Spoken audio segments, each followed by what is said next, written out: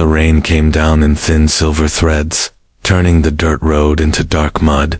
Jonas walked with steady steps, his boots splashing in shallow puddles. The old market gate loomed ahead, its rusted frame groaning as the wind pushed against it. Beyond the gate, the air was heavy with smoke, oil, and the sharp smell of desperation. Voices shouted from every corner, merchants calling prices, guards warning strangers to move along. For weeks, rumors had spread about raids on the outer colonies. Pirates, they said, had swept in like a storm, burning homes, stealing supplies, and leaving survivors with nothing.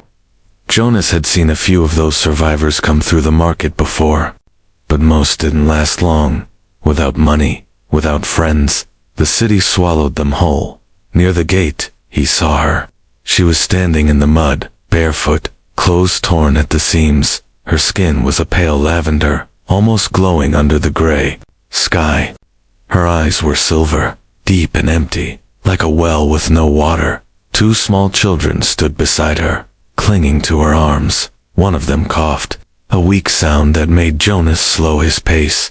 A guard, his armor dented and filthy, barked, "Move along, alien." The woman's voice cracked as she said, "Please, someone, take us in. We have nowhere left." Her words fell into the mud like stones.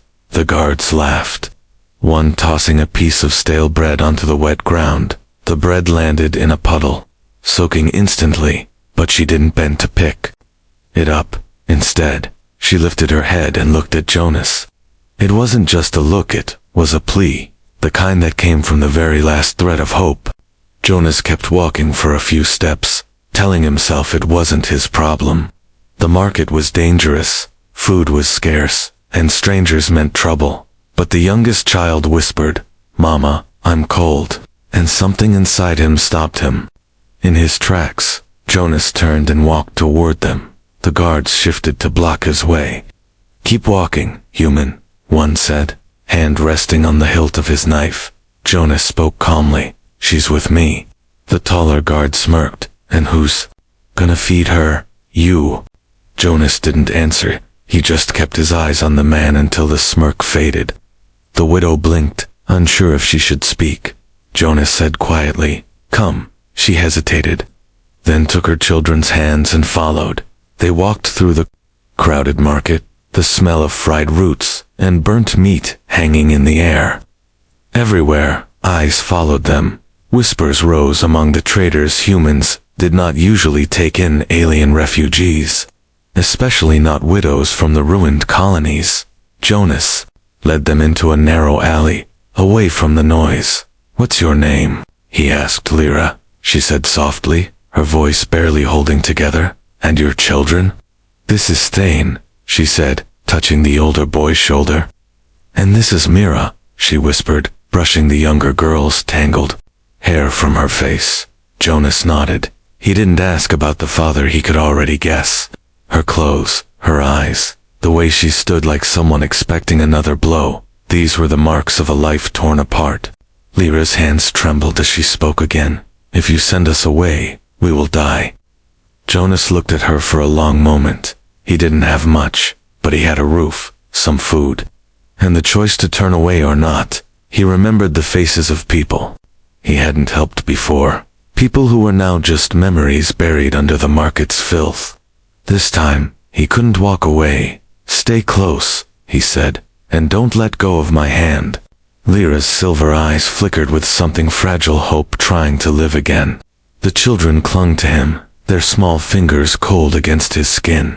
They left the alley and moved toward the edge of the market. Behind them, the guards muttered to each other, and somewhere, hidden in the shadows, another pair of eyes followed. Those eyes belonged to someone paid to find Lyra, someone who wasn't going to stop until they had her back, dead or alive. Jonas didn't know it yet, but by taking her hand, he had just stepped into a storm much bigger than either of them. The rain had slowed to a light drizzle, but the road out of the market was still thick with mud. Jonas kept his pace steady, guiding Lyra and her children away from the noise and smells of the stalls. Every now and then, he glanced over his shoulder. The market guards were gone from sight, but he had the uneasy feeling that someone else was watching. The kind of watch that made your back itch. Lyra walked silently, holding Mira close while Thane trudged beside her. The boy's eyes darted around, alert like a young animal that had lived too long in danger. Jonas noticed the way Lyra's shoulders tensed every time a cart rolled by, or a stranger passed too close. He wondered how many times she had been chased away before today. Her bare feet left faint prints in the mud. Washed away by the rain almost instantly, they reached a narrow bridge over a slow, dark stream. The water carried scraps of paper, broken wood, and the smell of rot. Jonas stopped at the middle, scanning the trees on the far side. "Keep walking," he murmured, "but stay behind me." Lyra obeyed without a word, her grip on the children tightening. The forest road beyond the bridge was quieter, but that didn't mean safe. Jonas had lived near the border of the ruins for years. He knew the silence could hide worse things than noise. A bird cried out somewhere above, sharp and sudden. Then, faintly, Jonas heard Ida's second set of footsteps. Quick, then slowing whenever they did. He kept his voice calm. "Someone's behind us." Lyra froze, her face pale even under her lavender skin. "Keep walking," Jonas said. "Don't look back. I'll handle it." But Thane glanced over his shoulder anyway, and Jonas saw the boy's eyes widen. A figure in a dark coat had stepped onto the bridge, too far to see their face, but close enough to feel the threat. Jonas shifted the strap of his pack and moved his hand toward the knife at his belt. They walked faster, mud sucking at their feet. The sound of pursuit grew closer, the steady squelch of boots on wet ground. "Who is it?" Jonas asked quietly. Lyra shook her head. "I don't know their name, but they are from the ones who took my home." Jonas didn't like the way she said it. It wasn't just fear, it was the kind of dread that came from knowing exactly what your enemy could do. He led them off the main road and into a side path choked with weeds. The branches scratched at their clothes, and the smell of wet earth and crushed plants filled the air. Behind them, the footsteps slowed. Whoever was following had lost sight of them, at least for now. They came to a small clearing where an old hut leaned against a cluster of trees. Its roof sagged under the weight of moss, and the door hung open. Jonas led them inside, scanning the corners before speaking. "We'll wait here until they pass." Lyra set Mira down on a broken chair and knelt beside her, checking her damp clothes. Thane stood by the door, his small hands clenched into fists. Outside, the rain began again, heavier this time. Jonas heard movement, branches shifting, a slow step in the mud. He drew his knife, the steel catching what little light filtered through the doorway. The shadow of the figure passed by, lingering for a moment before moving on. Lyra's eyes followed the sound, her breathing fast and shallow. When it was gone, Jonas waited a few more minutes before speaking. "They're not giving up," he said. "We need to move while the rain hides our tracks." They left the hut and kept to the side paths, avoiding open ground. The children were shivering, and Jonas's clothes were soaked through, but stopping wasn't an option. Lyra spoke quietly as they walked. "They will keep hunting us, Jonas, until they have us again. For them, we are property, not people." Jonas looked at her and saw no lie in her words, only a hard truth. By the time they reached the edge of the forest, the light was fading. In the distance, Jonas could see the faint glow of his cabin's windows, a single safe place in the dark. But as they stepped onto the last stretch of road, Jonas noticed something that made his stomach twist. The muddy path ahead showed fresh tracks, 3 sets of boots leading straight toward his home. Jonas stopped, holding out his arm to block Lyra and the children. "They've been here," he said quietly. The sound of rain filled the silence between them. Lyra's silver eyes searched his face. "Then where can we go?" Jonas tightened his grip on the knife, his voice steady. "We take my home back." The rain eased into a thin mist as Jonas led them off the road. His cabin sat at the far end of the clearing, a small wooden structure with smoke still curling from the chimney. The sight should have been comforting, but Jonas's eyes stayed, locked on the fresh boot tracks in the mud. 3 sets, heavy steps, going straight to his door. He crouched low, motioning for Lyra and the children to stay back. Lyra's arms tightened around Myra, pulling the girl close. Thane pressed himself against his mother's side, his silver eyes scanning the shadows. Jonas moved forward slowly, each step silent, despite the wet ground. When he reached the edge of the porch, his hand found the knife at his belt. The front door hung slightly open, the latch splintered. He glanced back at Lyra and whispered, "Stay here, no matter what you hear." Her lips parted, as if to argue, but she saw the look in his eyes and stayed still. Jonas pushed the door open with the tip of his knife, the wood creaking under his touch.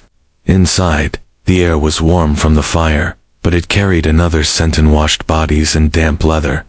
He stepped in quietly, eyes scanning every corner. 2 men were inside, both strangers. One sat at the table, eating from a pot of stew that Jonas had left earlier that morning. The other stood near the back wall, going through a crate of tools. They both wore dark coats, their boots dripping water onto the wooden floor. The man at the table grinned when he saw Jonas. "Looks like the owner's home," he said in a low, rough voice. Jonas didn't answer. His grip on the knife tightened. The man by the crate spoke. "We're looking for an alien woman. Lavender skin, 2 broads." Jonas's jaw clenched. "Can't help you," he said. The man at the table leaned back, his eyes narrowing. "See, that's the wrong answer, friend." Before Jonas could move, the man near the wall pulled a short blade from his coat. The air in the room grew heavier. Jonas stepped sideways, keeping both men in view. Outside, he could hear the faint patter of rain and the distant sound of Myra coughing. He needed to end this fast. The man at the table lunged first, swinging a heavy fist. Jonas sidestepped, bringing his knife up to slice across the man's arm. The intruder roared in pain, stumbling backward. The second man charged, knife flashing in the firelight. Jonas caught his wrist, twisting until the blade clattered to the floor. They crashed into the table, knocking the stew pot over, hot broth spilling across the floorboards. The first man recovered enough to grab a wooden chair and swing it. Jonas ducked, the chair smashing against the wall, splinters flying. Jonas drove his shoulder into the man's chest, sending him sprawling across the floor. The second man tried to grab the knife from the ground, but Jonas kicked it away. His own blade found the man's throat. "Out," Jonas said coldly. Now, the man at the table scrambled toward the door, clutching his bleeding arm. The other followed, spitting curses as they disappeared into the rain. Jonas stood still for a moment, listening to make sure they were gone. Then he went to the door and waved for Lyra.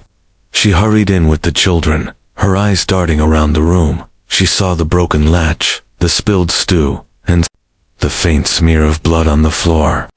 "They know where we are," she whispered, her voice shaking. Jonas nodded, shutting the door and wedging a chair under the handle. "They won't stop," Lyra said. "They will send more." Jonas moved to the small cabinet by the wall, pulling out a bundle of cloth. Inside was a small pistol, worn but well kept. He checked the chamber, then looked at Lyra. "You can shoot?" he asked. She hesitated, then nodded once. "Good," Jonas said, handing it to her. "Stay near the fire. Keep the kids close. If anyone comes through that door, you pull the trigger." Lyra's hands shook as she took the weapon, but her eyes were steady. Thane stood beside her, his small shoulders squared. Jonas could see the boy's fear, but also something else, determination.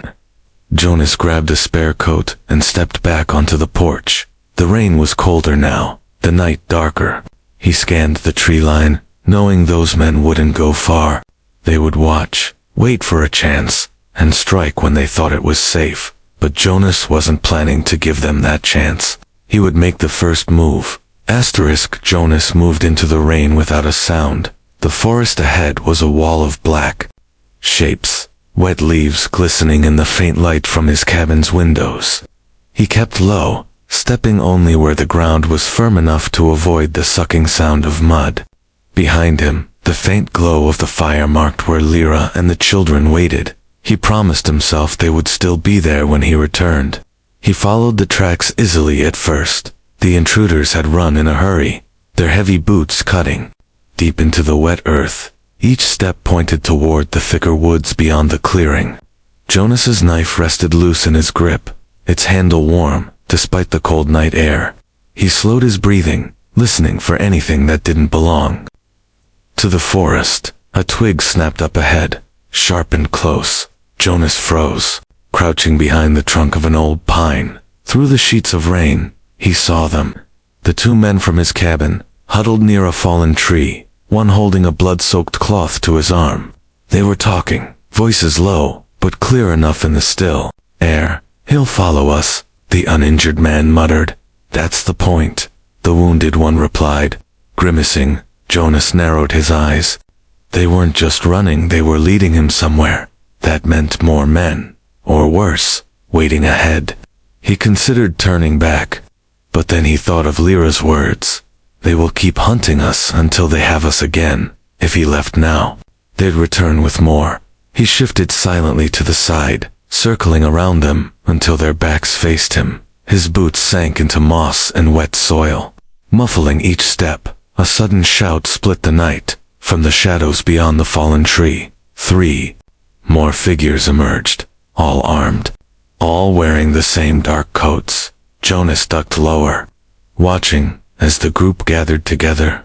"This time, we take them all," one of the new arrivals said, his voice hard. "They've got a price on the woman and the kids." Jonas's jaw tightened. He'd guessed they were after Lyra, but hearing it confirmed lit a fire in his chest. He slipped closer, rain dripping from the brim of his hood. The men didn't see him. They were too busy arguing about whether to attack tonight or wait for daylight. Jonas picked his target, the one furthest from the others. In a single step, he was on him. The man's mouth opened to shout, but Jonas's knife pressed against his throat before sound could escape. The other men spun around, weapons drawn, but the hostage kept them from rushing forward.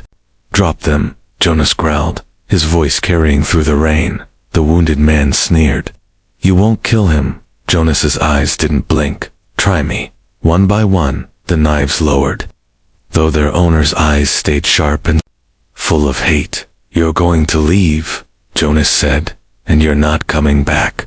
One of them laughed, the sound short and bitter. "You don't know who we work for." "I don't care," Jonas said, tightening his grip. The hostage swallowed hard, his breath shallow. Finally, the uninjured leader raised a hand, signaling the others to back off. Jonas released the man, shoving him toward the group. They stepped back into the shadows, disappearing into the thick trees. But Jonas knew this wasn't over. It was too easy, too quick. He stayed where he was for several minutes, listening. No footsteps, no voices, only rain and the distant hoot of an owl. When he was certain they'd gone, he turned back toward the cabin. His boots left almost no trace now, the rain erasing what little was there. But halfway back, a sound froze him in place. A soft cry, faint but close. It was Mira. Jonas's heart slammed against his ribs as he broke into a run. The trees blurred past, the cabin's glow growing brighter through the mist. But as he reached the clearing, the door to his home was wide open. The chair he'd wedged under the handle lay broken on the porch. Jonas burst inside. The fire still burned, casting long shadows across the walls. Lyra stood near the hearth, the pistol in her hands, breathing hard. Thane was beside her, but Mira was gone. "They took her," Lyra gasped, her voice breaking. Jonas stepped forward, his hand finding her shoulder. "How long ago?" "Just now," she said. "To men one from before. One new," he said. "If you follow, she lives." Jonas's chest tightened. It wasn't a fight anymore, it was a hunt with a clock ticking. And if he failed, the little girl wouldn't come back. Jonas didn't waste a single breath. He grabbed his coat from the wall hook, slung his pack over one shoulder, and checked the edge on his knife. The rain outside had turned heavy again, hammering the roof and drowning out smaller sounds. Lyra stood in the middle of the room, the pistol still in her hands, her eyes burning with fear and anger. "You can't go alone," she said, her voice shaking but firm. Jonas met her gaze. "If I take you, they'll use you too," he said. She stepped forward, her silver eyes bright in the firelight. "Then tell me what to do." Jonas nodded. "Once, lock this door. Keep Thane hidden in the crawl space. Don't open it unless it's me." Thane looked up at Jonas, his young face hard in a way no child's face should be. "Bring her back," the boy said. Jonas rested a hand on his shoulder. "I will." With that, he stepped out into the night. Closing the broken door behind him, the kidnappers had been smart, leaving obvious tracks in the mud. They wanted him to follow, but that didn't matter. Jonas would follow anyway. He moved quickly through the trees, the glow from his cabin fading until the forest swallowed it completely. The wet leaves slapped against his shoulders, and cold water ran down his back with every branch he brushed. He pushed forward, following the prints until they met a wider trail. The smell of smoke drifted through the rain, faint but sharp enough to guide him. He slowed, crouching low as the trees thinned ahead. A cluster of lights flickered through the mist. Voices carried over the rain, rough, loud, careless. They didn't think he was close yet. Jonas crept closer, staying behind a line of thick bushes. Through the gaps, he saw a camp, built from scavenged metal sheets and canvas tarps. Barrels burned with open flames, casting red light on the mud. 5 men moved around the camp, their coats marked with the same dark insignia he'd seen before, and in the middle, tied to a post, was Mira, her small hands bound, her face pale and wet with rain. Jonas's chest tightened. The girl wasn't crying, but her eyes darted toward every movement. She was waiting, hoping. One of the men knelt beside her, grinning as he spoke in a language Jonas didn't know. The others laughed. Jonas's grip on his knife tightened until his knuckles ached. He counted the guards, 2 near the fire, 2 moving between the tents, 1 watching the path from the forest. They were armed, but none looked ready for a sudden attack. Jonas waited, watching their movements until he could see the gaps in their patrol. The rain worked in his favor, covering small sounds. He slid from tree to tree, closing the distance inch by inch. When the guard at the forest edge turned his head, Jonas struck. A quick step, an arm around the neck, a sharp twist. The man dropped silently into the mud. Jonas dragged him behind the trees, taking his short blade before moving on. The next 2 were by the fire, talking, their weapons leaning against a barrel. Jonas circled wide, coming up behind the tents. A sudden burst of laughter from the men covered the sound of his approach. He moved like a shadow, stepping into the dim light. The man closest to Mira turned. Too late, Jonas's blade caught him across the arm, and the man dropped with a shout. The others spun around, but Jonas was already moving. He grabbed Mira, cutting her bonds. "Run to the trees," he told her, his voice low but firm.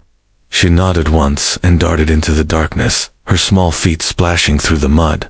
The camp erupted in chaos. 2 men charged at him, knives raised. Jonas blocked the first swing, driving his elbow into the attacker's face. The second lunged, but Jonas caught his wrist and sent him sprawling into the fire barrel. The flames hissed as rainwater splashed, and the man screamed, rolling away. The remaining 2 backed toward the far side of the camp, one shouting for reinforcements. Jonas didn't chase. Instead, he moved after Mira, finding her crouched in the shadows near the forest line. "Are you hurt?" he asked. She shook her head, eyes wide. "Good," he said. "We need to move before more come." They slipped into the forest, the rain swallowing their footsteps. Jonas kept one hand on her shoulder, guiding her quickly but carefully. Every sound behind them made him glance over his shoulder. They were being followed, but for now, the distance was growing. The lights of the camp faded until there was only darkness and the sound of the storm. Jonas knew they wouldn't stop coming. This fight wasn't finished. If anything, taking Mira back had only lit the fire higher on the enemy's side. Asterisk, and when they struck next, they wouldn't come with 5 men, they'd bring an army. Asterisk, the cabin's light came into view through the rain. Jonas moved faster, keeping Mira close as they crossed the clearing. When they reached the porch, he tapped the door twice in the pattern he'd told Lyra. The latch clicked, and she pulled the door open, her face pale but her eyes sharp. She dropped to her knees, wrapping Mira in her arms. Thane ran to them, clinging to his sister. Lyra looked over Mira's shoulder at Jonas. "They'll come," she said, her voice steady but tight. Jonas nodded, stepping inside and shutting the door. "They won't wait long," he said. "We need to be ready." He moved to the back of the cabin, pulling open a storage chest. Inside were a few old hunting rifles, a box of ammunition, and a coil of rope. Jonas handed Lyra one of the rifles. "You said you can shoot," he reminded her. She took the weapon without hesitation, checking the chamber like someone who had done it before. The storm outside rattled the walls. Every gust of wind sounded like footsteps in the mud. Jonas closed the shutters, then began setting up small traps near the windows. Thin wire, sharpened stakes, anything that would slow someone down if they tried to get in. Thane watched closely, his small hands helping where they could. When everything inside was ready, Jonas stepped out into the rain again. He planted a few more traps just beyond the porch, small pits covered with leaves, wire tied at ankle height between trees. By the time he came back in, his clothes were soaked through. Lyra had moved the children into the far corner of the room, a blanket around them both. Jonas loaded the rifles, setting one near the window. "They'll come from the forest," he said. "Stay low. Aim for the legs if they get close." Lyra nodded, her jaw tight. The fire crackled, but the warmth did little against the cold that had settled in the room. It wasn't just the weather, it was the weight of waiting. Hours passed in slow silence. The rain eased, and the wind dropped. That was when Jonas heard it, the soft, careful steps in the mud. He moved to the window, peering through a thin gap in the shutters. Figures were moving in the darkness, their shapes just visible in the faint light from the clouds. At least 10 of them. Jonas stepped back, signaling to Lyra. "They're here," he whispered. The first shadow reached the edge of the clearing. Pausing as if to test the ground, one of Jonas's wire traps caught him, sending him face first into the mud. A shout went up, and the rest began to spread out. Jonas fired the first shot, the crack of the rifle splitting the night. The nearest attacker dropped with a cry.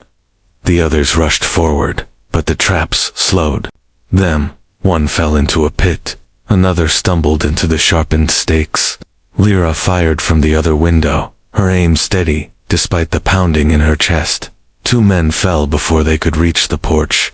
Jonas reloaded quickly, his eyes never leaving the shadows. They came in waves, shouting to each other. Some tried to circle to the back, but Jonas had blocked that side with heavy logs. One of them reached the porch. Kicking at the door, Jonas swung it open suddenly, slamming the butt of his rifle into the man's chest. The attacker fell backward, gasping for breath. Jonas stepped out just far enough to fire again before retreating inside. The air was thick with gunpowder and the smell of wet earth. The attackers pulled back for a moment, regrouping at the tree line. Jonas knew this was the pause before the final push. He checked on Lyra. She was breathing hard but unhurt. Thane and Mira stayed low under the blanket, eyes wide. Jonas crouched beside Lyra. "If they break through, take the kids and run through the back window." "And you?" she asked, her voice low. "I'll keep them busy," he said, before she could argue. The next wave came. They rushed from the trees, more than before, the ground shaking under their boots. Jonas and Lyra fired together, the sound echoing through the clearing. One attacker reached the window, smashing the shutter with the butt of his weapon. Jonas grabbed him, pulling him halfway inside before driving him out again. Another kicked the door open, but a rope trap pulled him down before he could take 2 steps. Still, more kept coming. their shouts filling the air. Jonas fought at the doorway, every movement sharp and fast. The last of his traps broke under the weight of their charge. They were inside the porch now, slamming into the walls. Jonas fired one more shot, then slammed the door shut, bracing it with his shoulder. "They'll burn us out," Lyra warned. Jonas's eyes narrowed. "Then we finish this before they can." The cabin walls shook as another heavy boot slammed against the porch. Jonas pressed his shoulder harder into the door, feeling the wood strain under the force. Lyra moved beside him, rifle ready, her breathing steady despite the pounding of her heart. From the corner, Myra and Thane stayed under the blanket, their eyes fixed on Jonas like he was the only thing holding the night back. Outside, the attackers shouted to each other. Jonas could hear the scrape of metal, the sound of something being dragged. "They're bringing oil," he said in a low voice. "They'll set the place on fire." Lyra's jaw tightened. "Then we go out before they do," she replied. Jonas nodded once. He pulled his knife from his belt and handed it to Thane. "Stay with your sister. Keep her safe," he told the boy. Thane swallowed hard, but nodded, gripping the handle tight. Jonas took a deep breath, then kicked the door open with sudden force. The attackers didn't expect it. The first man on the porch stumbled back, slipping on the wet boards. Jonas fired, the shot dropping another in the mud. Lyra stepped out right behind him, her rifle cracking in the cold air. The rain had started again, heavy and fast, washing mud down the slope toward the trees. The enemy tried to spread out, but the wet ground slowed them. Jonas moved like he'd done this 100 times low, quick, every step measured. One man swung a blade at him, but Jonas caught his wrist. Twisting hard until the weapon fell, he shoved the man into another, sending both sprawling. Lyra's shots picked off the ones trying to circle around. A cry rang out from the side of the cabin. Jonas turned just in time to see another man rushing the window. He sprinted, catching the attacker before he could climb through. The two crashed into the wall, mud and rainwater splashing as they fought. Jonas slammed the man's head into the wood, and the body went limp. The smell of smoke cut through the rain. Jonas looked toward the tree line. One of the men had managed to light a torch. He was running toward the porch, flame flickering dangerously close to the cabin. Jonas didn't hesitate. He charged, mud sucking at his boots, the world narrowing to that single moving light. The torchbearer saw him and turned to throw. Jonas leaped forward, tackling him into the mud. The torch rolled out of reach, steam hissing as rain snuffed it out.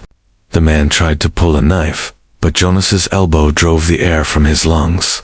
Jonas rose, grabbing the torch and tossing it far into the wet grass. More shouts came from the trees.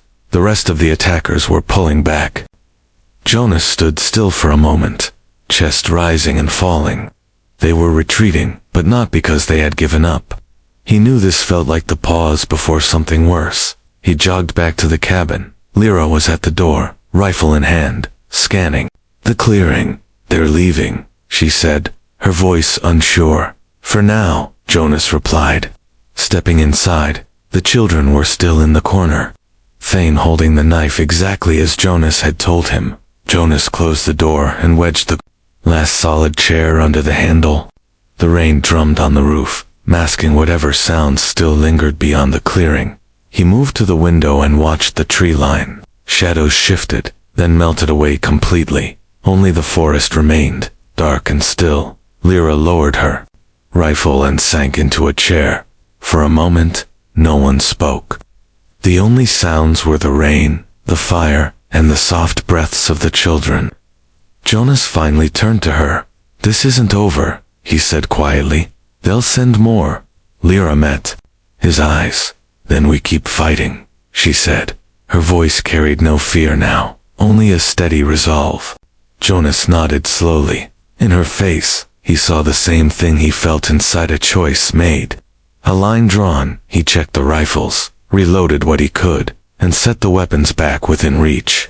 The cabin smelled of smoke, mud, and gunpowder. It wasn't much of a home right now, but it was still theirs.